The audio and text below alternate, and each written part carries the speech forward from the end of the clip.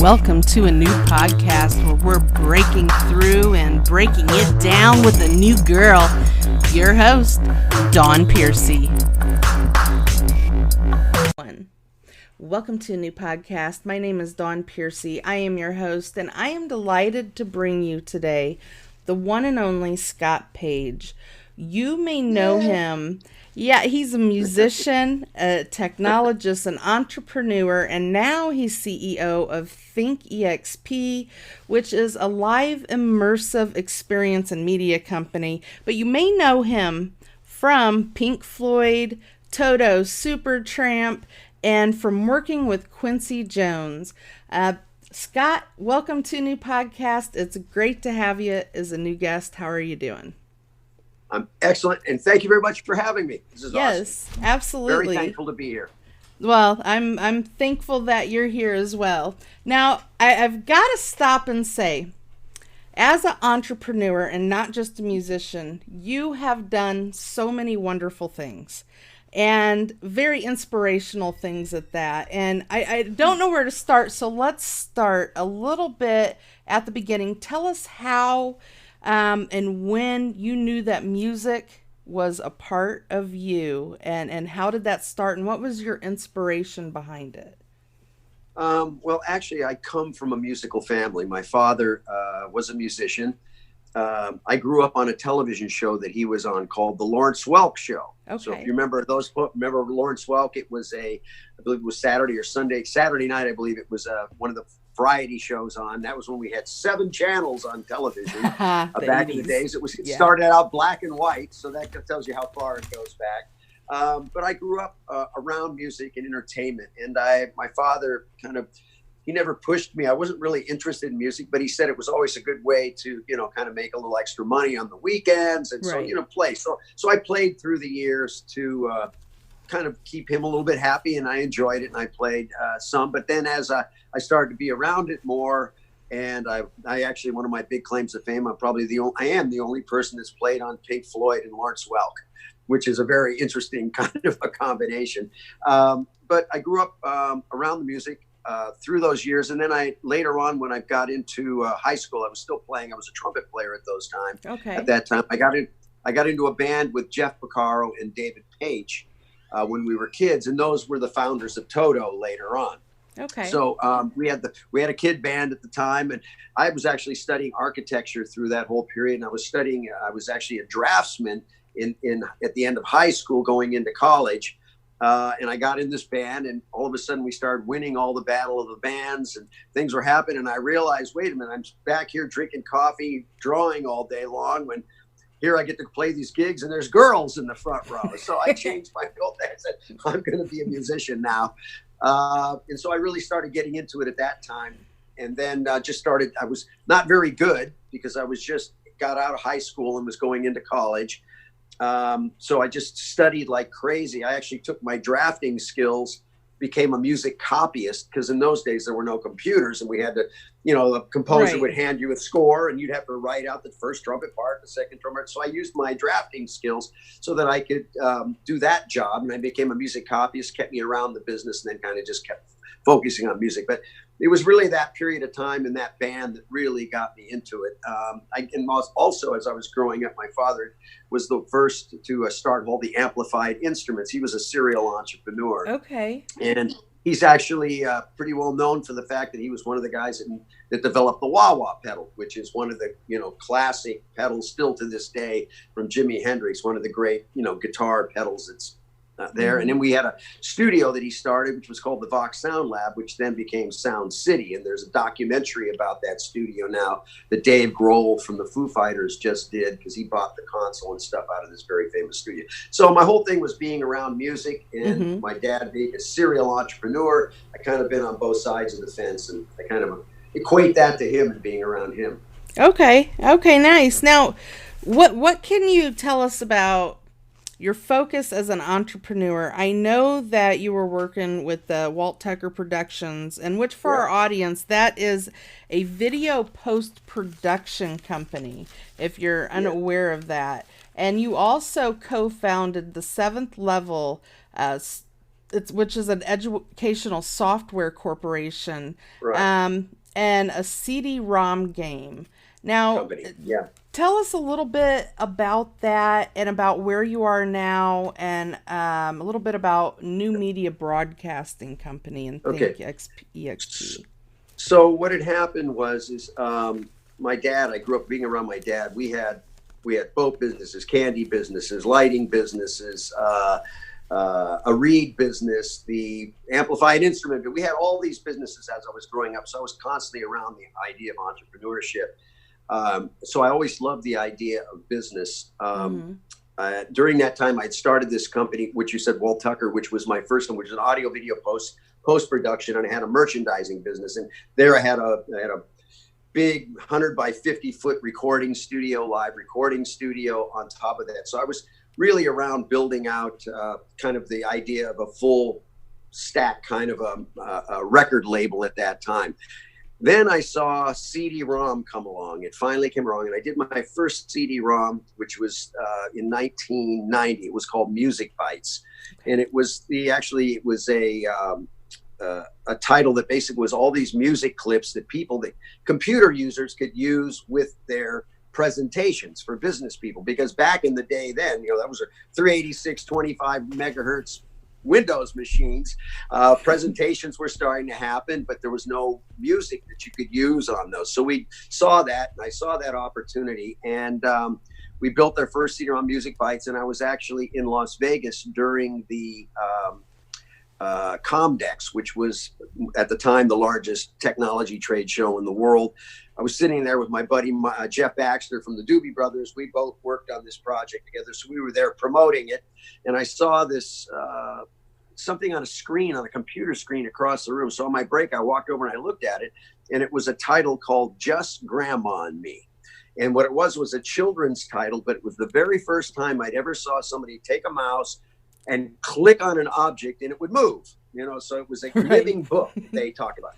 And at that moment, I basically saw my future, and I decided that was where to go, is in this technology in the interactive entertainment space. So I dove full into that. That night I met, and who ended up being my business partner, a gentleman by the name of George Grayson, who at that time owned the 20th largest software company in the United States. I had just finished a big Pink Floyd tour. Mm-hmm. Luckily, when I met him, he was a big Pink Floyd fan. So we hit it off, and I started telling him what I was doing. He invited me out to his place. I flew to Dallas to hang out with him, and I started working on a project with him to build music for his company, Micrographics. They were going to put an audio library together for their graphics tool sets. From there, my biggest claim to fame that I'm actually kind of most proud of is during that time, right after I did that project with him, we ended up starting the company Seventh Level together. My first thing is I did the world's first interactive cartoon, and it was called Toonland, starring Howie Mandel. And basically, there's around 11 million units of that product out there. It was a huge seller, and took the company public. We became a NASDAQ company because of that, and I was in the game industry. So from there, I really focused on being that liaison between technology and entertainment. Because in the tech space, it's so different. Engineers and stuff, they really are, it's either on or off. It's yes or no. There's no gray area. In the entertainment space, we always put our thumb up, and we're trying to, thumb up, to try to test something and change it and whittle it. Well, technology doesn't like that. They want it to be very hardcore spec into it. So I started becoming that sort of person that understood between both sides. And since Seventh Level, I've launched three more other companies in my new one, Think Experience, and they're all tech companies. We had a mobile messaging media company, New Media Broadcasting. It built a tool set called Mashcast, which was, if you think of an instant messaging program, and imagine two people have instant messaging, but it's got a video editor and stuff in there. So today you're seeing more of this. So you can basically, in an instant message world, you're able to create content layers like animation. I love that. And all that. And it was really cool. It was just a little early, unfortunately, for its time. It's perfect for right now. Everybody's using it. Right. I was like, wait, I can use that. Where can I get it, Scott? Yeah. Where can I get it? I know. It's really sad that, unfortunately, We didn't get to really take it to the full extent, but it was an incredible project. And it really is interesting to kind of see the future of where things have gone, because we were kind of pioneering back in the days. Absolutely. And it kind of reminded me when you're talking about the big box computer. I remember having an old Apple and a Commodore back in like 1980s. And it kind of reminded me of like a step-by-step but PowerPoint, but something completely different when you were talking about being able to put the presentations together. That's what I thought of. You're thinking ahead of your time. What was interesting was I'd be mashing. It was a mash. I could be mashing content real time with people all over the world. So it was interesting. I'd slide a background in, and some guy in Indonesia would throw in another asset, and then somebody else from Lithuania would throw something in. It was really wild to be collaborating creative art pieces with people all over the world in real time. And it was a trip, because you'd see the cultures of that content of each other, people making stuff. So it was really interesting. So we were mashing all kinds of stuff together. That's awesome. Is there anything that you're working on behind the scenes that you can tell us about? And then also behind the scenes of you right now, there's a beautiful purple angel that I would love for you to tell us about. Oh, my angel. Yes. So this is called the Angel of Now. And it was part of a project that was going around Los Angeles at the time called Community of Angels. It was a fundraiser. And so I sponsored this angel.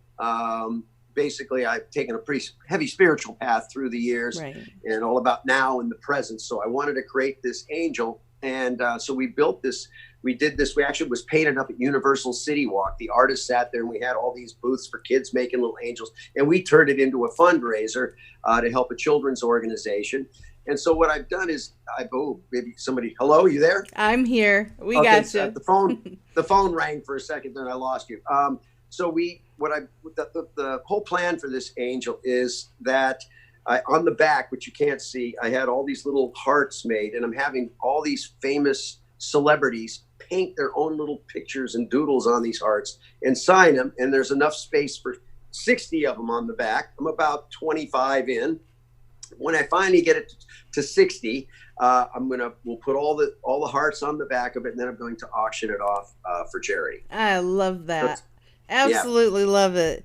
Now, is there anything else that you may be working on behind the scenes that you can fill us in on?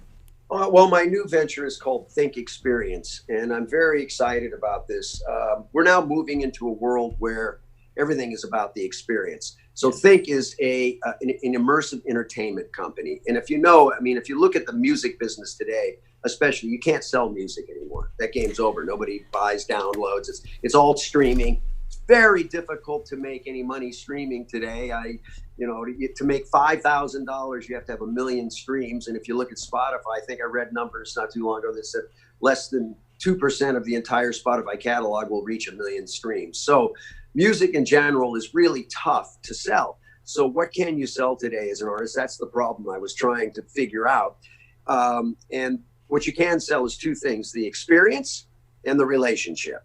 Mm-hmm. So building this immersive entertainment space is really where we're finding out people are looking for experiences that they can go do and share with their friends. We're seeing things like the Museum of Ice Cream, which is a pop-up, which people are coming to. And they take selfies, and they go through. It's a real experience. And like Tacotopia, I want to check that out. We'll see what I mean. It's those kinds of things, right? So Think Experience has really been focused on that area. And what we've done, our first Think Experience is a Think Floyd experience. So we've been doing Pink Floyd in a 360-degree immersive visual dome. Roughly 500 people laying on everything from these special beds that connect to the music to, they can wear headphones. It's like a whole experience where you're completely immersed in visuals. And we're playing Pink Floyd with an all-star band, myself from Floyd, and Stephen Perkins from Jane's Addiction, and Norm Fisher from Fishbone. And so it's kind of a makeup of a whole bunch of great players from all these great bands. And we've been doing this. And now we're starting to take it further. But the whole concept of an immersive entertainment is the minute you buy the ticket, the experience starts. Because now we have AR, VR. And where is this? Where is this? Well, currently we've been doing this in a place in downtown Los Angeles Okay. called Wisdom LA. Wisdom LA. It's an immersive theme park, basically art park that has several of these domes set up. And so we've been working there. We launched and opened that park for them, and we've done now like 25, 26 shows, pretty much sold them all out. We now know people love that experience. They love to come, and they come back, which is great. Right, which is because it's such a unique thing for them to do. So I'm really excited about that company. We have some very exciting things coming up on the future here. It's all based on a thing I did 26 years ago called the Grand Scientific Musical Theater, and where we're bringing all these tech companies together to bring all the latest technologies for entertainment for people to experience, and that's part of the experience. They come to the tech circus, and then they also come to our show. So it's a whole thing with the idea of, it's kind of like Cirque du Soleil meets TED Talks meets Burning Man, right? So it's a whole traveling show that we're actually building right now. We'll have some exciting some things coming up here pretty soon that we'll be talking about. Can't talk about it just yet. Okay. It's exciting. But what you can do is tell us about the Hang Dynasty. That's what you can do, God. Scott. So the Hang Dynasty is something, boy, that Hang Dynasty now is probably, I'd have to say almost 30 years old, 30, 40 years we've been doing this. It's been, we started that years ago, and the Hang Dynasty is really a lot of my friends. It's like all these great musicians from every band, from the Doobie Brothers to the Tower of Power to Phil Collins, Peter Gabriel, all these guys. We come together and we do the Hang Dynasty. We only do certain kinds of gigs. We'll get called, possibly, we'll do a handful of gigs a year, maybe, mostly big corporate events like for companies like Microsoft or, varieties of those type of tech companies where they want to bring in a kind of a special act. And we go in there and we play. So it's just my sort of what I call my all-star band of great players, and we have a blast. Nice. Now I want to ask, I know that life always comes up for everybody, and you're such an inspirational person. You've done so much. Has there ever been any time in your life, any time to where you've had a snag and you've had to fight to get through it? And what was that experience like for you? How did you overcome? Because I want to be able to share the inspiration so other people can get out of their snags. Well, first of all, yes, like everybody, life happens. And there's no question, there's been times that I've been pretty beat up, extremely beat up. But for me, it's the best thing that ever happened to me. Because what happened when I got so beat up, I finally decided to take an inward look, a journey inward as opposed to the outside world. And because of that pain and suffering that I was going through at one time, it drove me to look for something different, which was the best thing that ever happened. So for me, I've always realized since then that there's always an upside in down, no matter what it is. I don't care what it is. It could be the most horrific, horrible thing. If you look deep enough, there is a seed of grace in that. And taking that inward journey is probably the most important thing. Well, not probably. It is the most important thing in my life, and I guarantee it's the most important thing to everybody if they get to that point. So the suffering is really an opportunity if you look at it that way. Some people go suffer and they go into despair, and then the ego and the mind just makes you go crazy. Because one of the things that once you realize this one fundamental thing and you really know it as truth, and that's this, it's really simple. Right now, the only thing that's real is you and me talking. Yes. Right? You're absolutely right. Everything else is an illusion. 2 minutes ago when I was talking to you, it's just an illusion. It's just a memory, right? 2 minutes from now, I have no idea, right? So when you realize that's the case, that all this despair that you go through in your head is really just you're identified with your thoughts. So what I try to tell people is anytime you feel any pain, any anxiety, tension, or fear, it's unless you're being chased by a lion or something crazy that's happening. It's all made up. It's all made up. You're identifying what's going on with a thought in your head. Because the reality is I'm sitting here talking, drinking my thing of Bulletproof right now, talking to you, and that's it. That's all that's real, right? So once I started to learn that, I started to realize that the outcome doesn't matter. It's all about the ride. Nothing matters. The outcome is, it makes no sense because it will never happen exactly the way you think about it. And that's the problem. The suffering is you put your ideas on these big goals and you strive and you feel really good as you're going for it. And the whole point is to do it right now. The whole point is to take those little steps and do it right now. Yeah. Well, I mean, again, it's really easy to maintain a positive, an upbeat attitude and maintain what's happening in your life. That is, if you're constantly monitoring yourself, so that as soon as I move here, am I still happy? Is everything still okay? Is it okay? Because I'm managing that right now.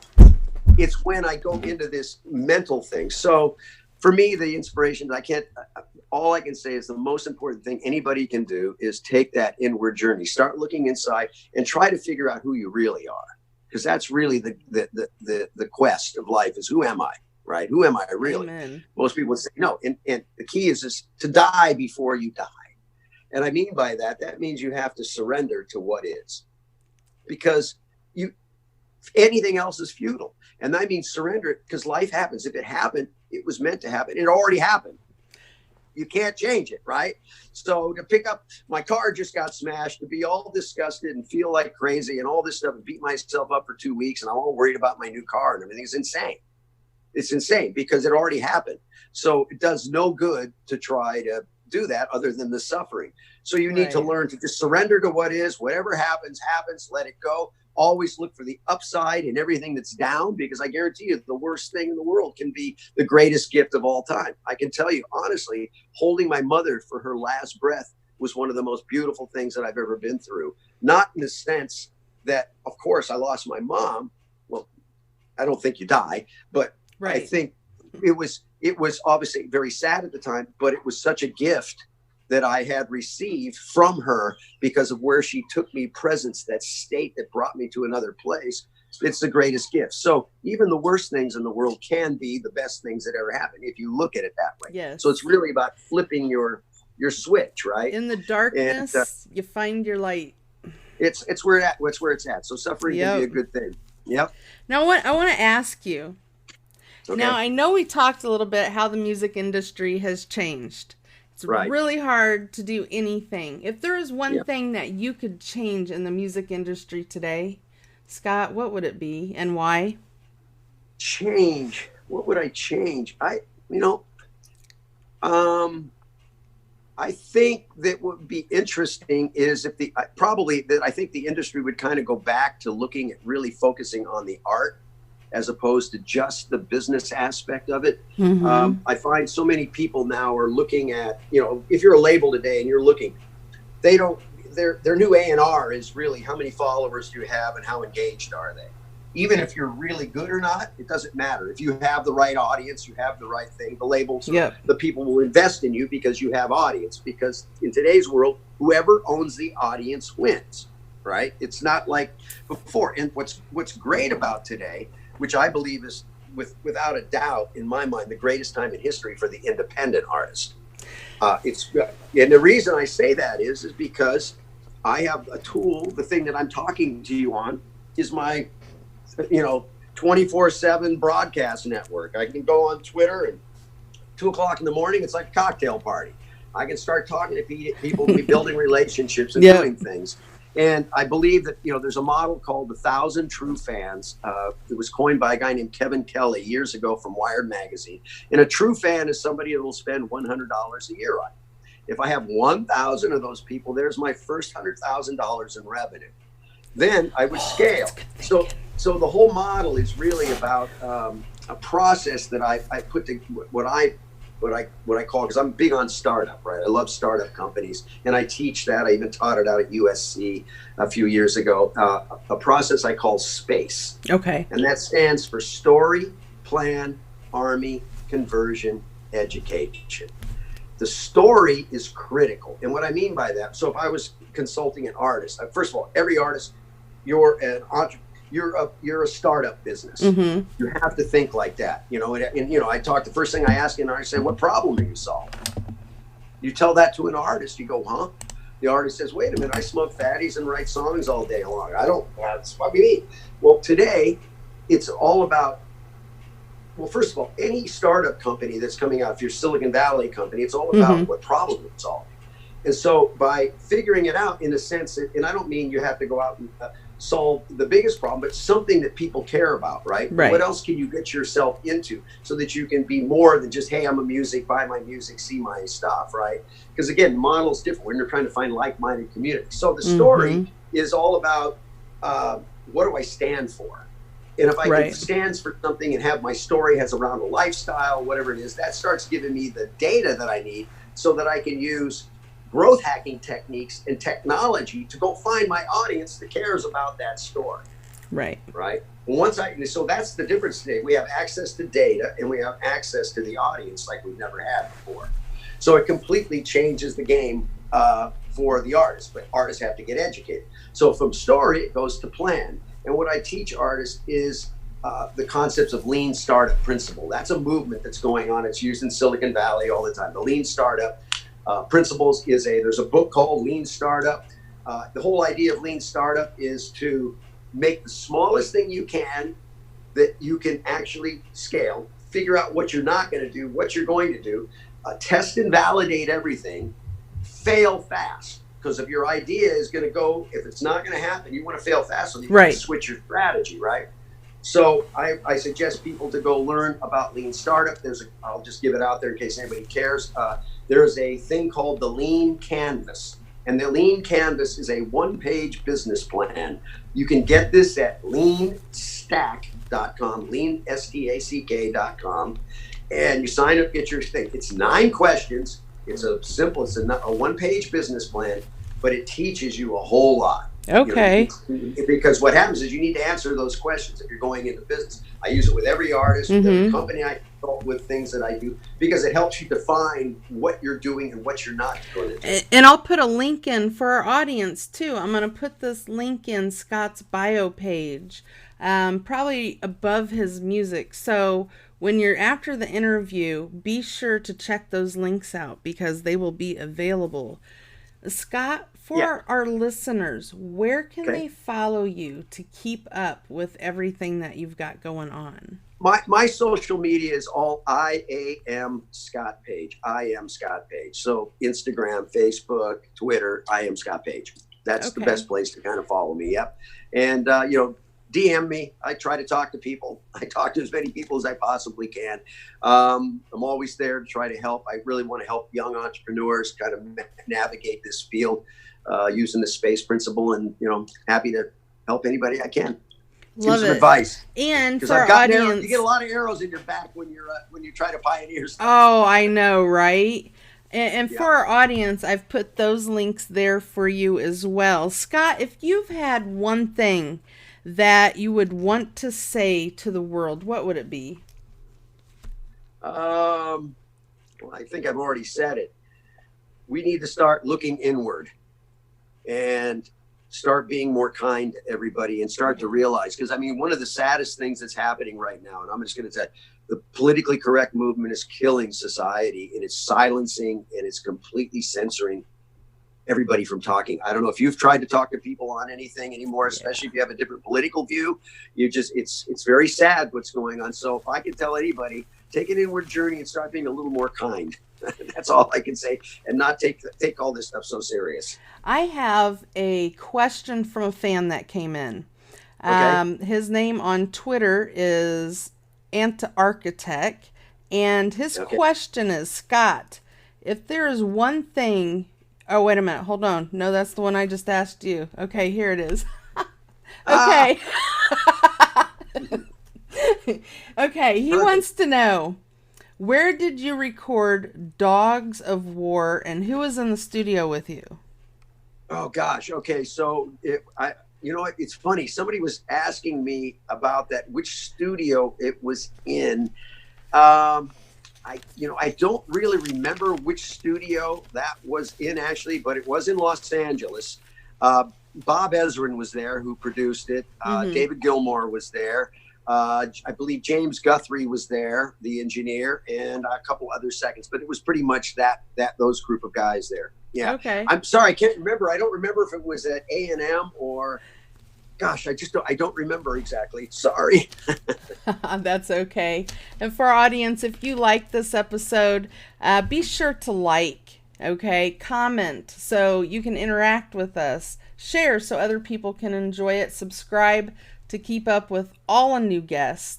And Scott, I want to thank you so much for being a new guest on a new podcast. It's really been a pleasure having you on. Absolutely. Welcome. I'd love to have you back on in the future again sometime. And anytime. For our audience, if you feel fit to buy me a cup of coffee for bringing you these episodes once a month, you can do so at our anchor.fm platform under a new podcast. And this podcast is available on Celebre.media. Check the TV guide for showings, listings, and times. iHeartRadio, Apple Podcasts, Google Podcasts, and most of your favorite streaming platforms. This is Dawn Piercy signing off, and Scott Page. Until next time. Thank you very much, Dawn. Keep it Bye-bye. real.